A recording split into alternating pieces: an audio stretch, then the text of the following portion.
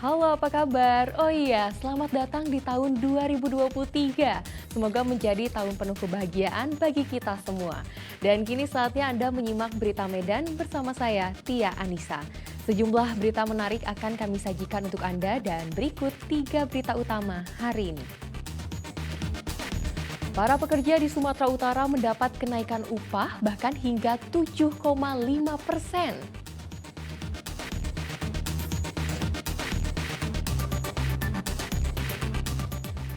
Seorang pemuda asal kota Medan berkolaborasi dengan sang ibu sulap goni jadi tas jutaan rupiah.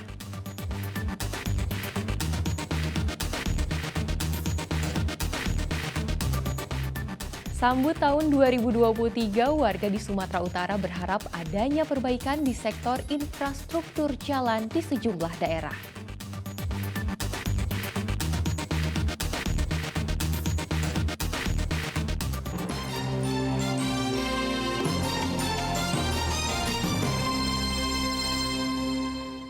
Kita ke informasi pertama.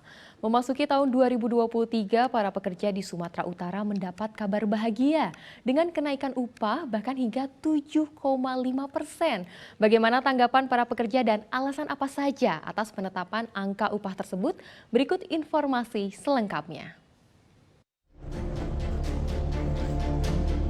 Kenaikan upah minimum kota kabupaten di Sumatera Utara disambut angin segar di kalangan buruh.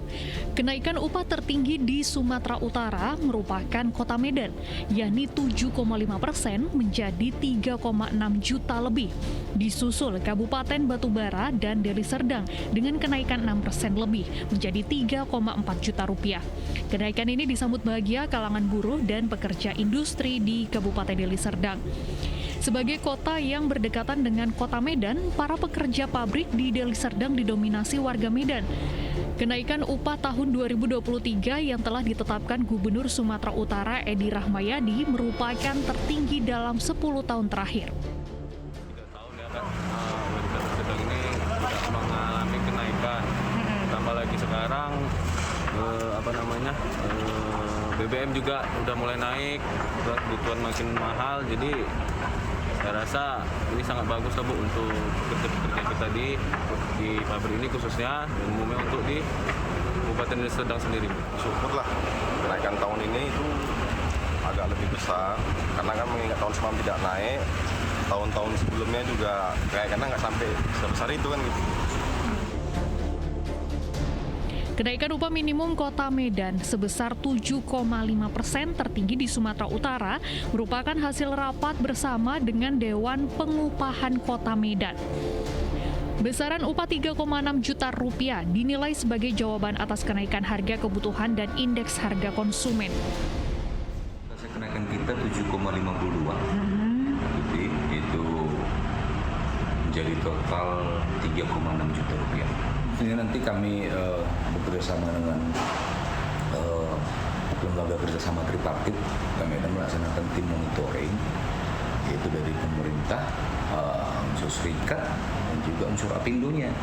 Jadi biar berimbang dia, melaksanakan monitoring untuk kepatuhan daripada pengusaha untuk pelaksanaan UMK ini. Dinas Tenaga Kerja Kota Medan juga menepis akan adanya ancaman resesi dan gelombang PHK yang kemungkinan bakal terjadi di Kota Medan pada tahun 2023 mendatang. Berdasarkan laporan ketenagakerjaan yang diperoleh, didapati peningkatan jumlah karyawan yang keluar dari pekerjaan namun untuk pindah ke perusahaan lain dengan tawaran gaji lebih tinggi. Dengan adanya kenaikan upah minimum, Dinas Tenaga Kerja akan mengintensifkan monitoring, mengantisipasi terjadinya persaingan tidak sehat antar perusahaan yang memberlakukan gaji di bawah UMK, yang akan mengakibatkan persaingan tidak sehat pada harga produk di pasaran. Tutia Lewe Lubis melaporkan dari Kota Medan. Penangkapan Bupati Langkat terbit rencana perangin-angin oleh KPK berujung panjang. Kotak Pandora terkait adanya kerangkeng manusia di rumah Bupati Langkat mencuat ke publik. Peristiwa ini menjadi salah satu kasus besar pada tahun 2022 secara nasional. Rangkuman peristiwa ini kami sajikan dalam catatan akhir tahun 2022 Medan.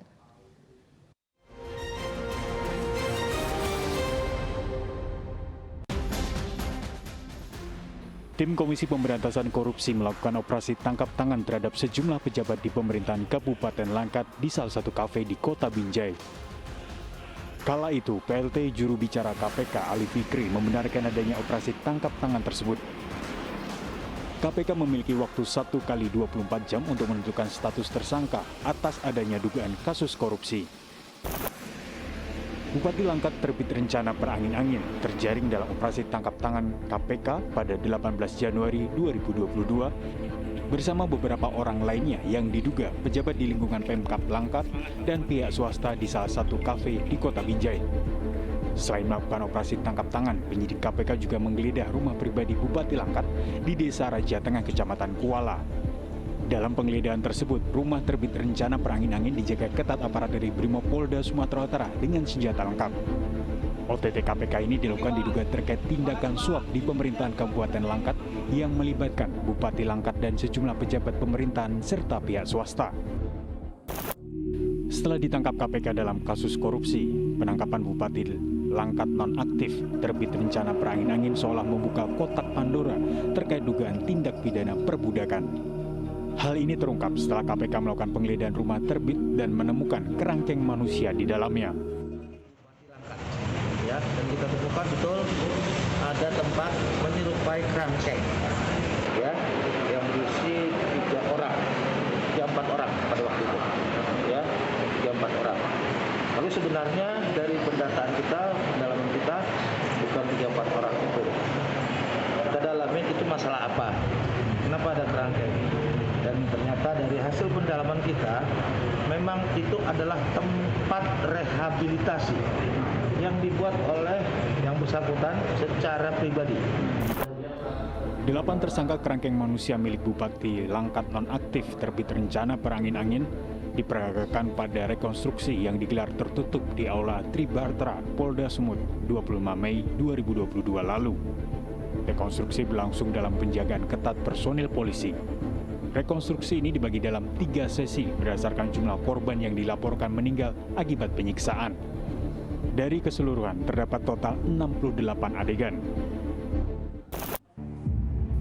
Pengadilan Negeri Setabat Kabupaten Langkat pada 30 November 2022 kembali menggelar sidang kasus kerangkeng manusia milik Bupati Langkat nonaktif terbit rencana perangin-angin dengan agenda pembacaan putusan dalam 3 perkara, yaitu perkara meninggalnya Saryanto Ginting dengan terdakwa Dewa Perangin-Angin dan Hendra Surbakti. Kemudian perkara meninggalnya Abdul Sidik Isnur atau Bedul dengan terdakwa Hermanto Sitepu dan Iskandar Sembiring, dan perkara tindak pidana perdagangan orang dengan 4 orang terdakwa.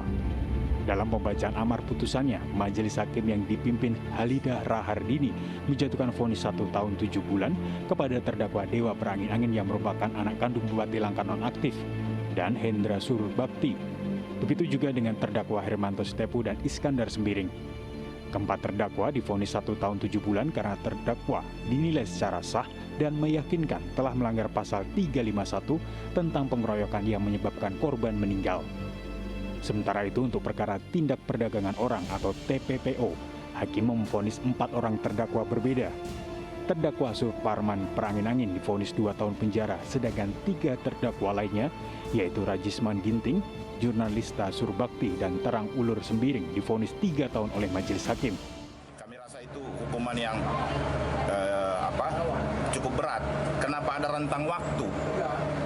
Ada rentang waktu 8 hari ketiga peristiwa itu. Dan terdapat fakta persidangan adanya kekerasan sebelum si Bedul masuk. Sebelumnya, dalam pembacaan tuntutan jaksa penuntut umum menuntut 4 terdakwa dalam 2 perkara meninggalnya Saryanto Ginting dan Bedul selama 3 tahun penjara. Sedangkan dalam perkara tindak perdagangan orang, jaksa penuntut umum menuntut 4 terdakwa selama 8 tahun penjara. Tim Liputan melaporkan.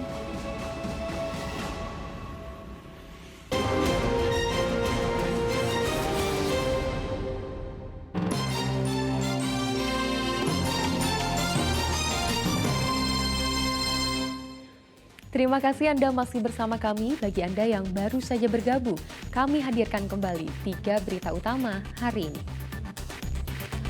Para pekerja di Sumatera Utara mendapat kenaikan upah bahkan hingga 7,5%.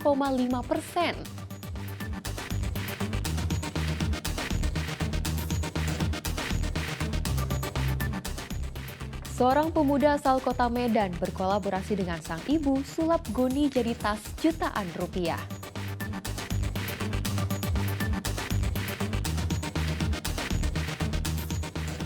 Sambut tahun 2023, warga di Sumatera Utara berharap adanya perbaikan di sektor infrastruktur jalan di sejumlah daerah.